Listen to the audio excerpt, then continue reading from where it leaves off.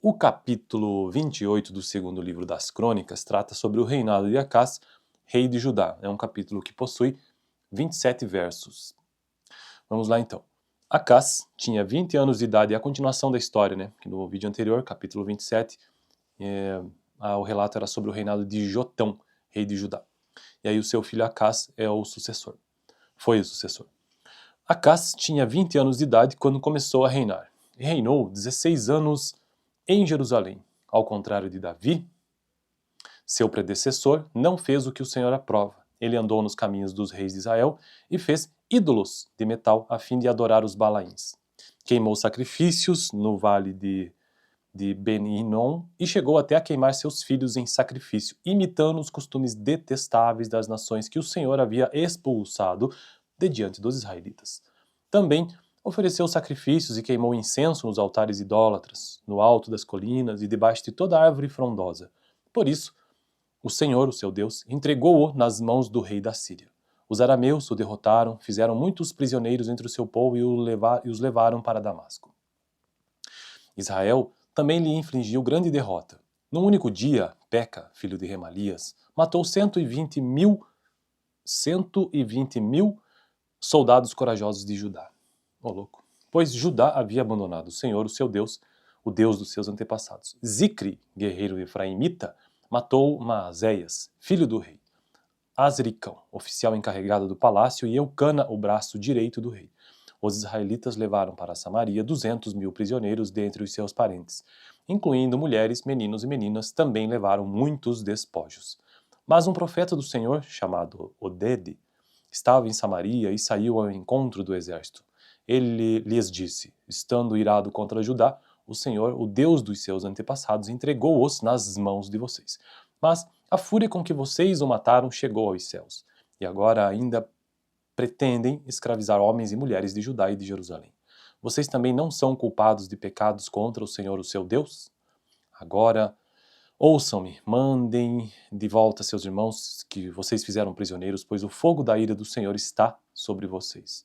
Então Azarias, filho de Joanã, Berequias, filho de Mesilemote, Jeisquias, que nome, filho de Alum, e Amasa, filho de Hadlai, que eram alguns dos chefes de Efraim, questionaram os que estavam chegando da guerra, dizendo, não tragam os prisioneiros para cá, caso contrário, seremos culpados diante do Senhor. Vocês querem aumentar ainda mais o nosso pecado e a nossa culpa? A nossa culpa já é grande, e o fogo da sua ira está sobre Israel. Então, os soldados libertaram os prisioneiros e colocaram os despojos na presença dos líderes e de toda a assembleia. Aqueles homens citados nominalmente apanharam os prisioneiros e com as roupas e as sandálias dos despojos vestiram todos os que estavam nus. Deram-lhes comida, bebida e bálsamo medicinal. Puseram sobre jumentos todos aqueles que estavam fracos. Assim os levaram de volta a seus patrícios residentes em Jericó, a cidade das palmeiras, e voltaram para Samaria. Nessa época, o rei Acás enviou mensageiros ao rei da Síria para pedir-lhe ajuda. Os edomitas tinham voltado a atacar Judá, trazendo ou fazendo prisioneiros. E os filisteus atacaram cidades de Cefelá e no sul de Judá. Conquistaram e ocuparam Bet-Semes, Aijalon e Gederote, bem como Socó, Tímina e Ginzo, com os seus povoados. O Senhor humilhou Judá por causa de Acás, rei de Israel, e por sua conduta desregrada em Judá, muito infiel ao Senhor. Quando chegou Tiglat-Pileser, rei da Síria, causou-lhe problemas em vez de ajudá-lo. Acás apanhou algumas coisas do templo do Senhor, do palácio real e dos líderes e ofereceu-as ao rei da Síria, mas isso não adiantou. Mesmo nessa época em que passou por tantas dificuldades, o rei Acás tornou-se ainda mais infiel ao Senhor.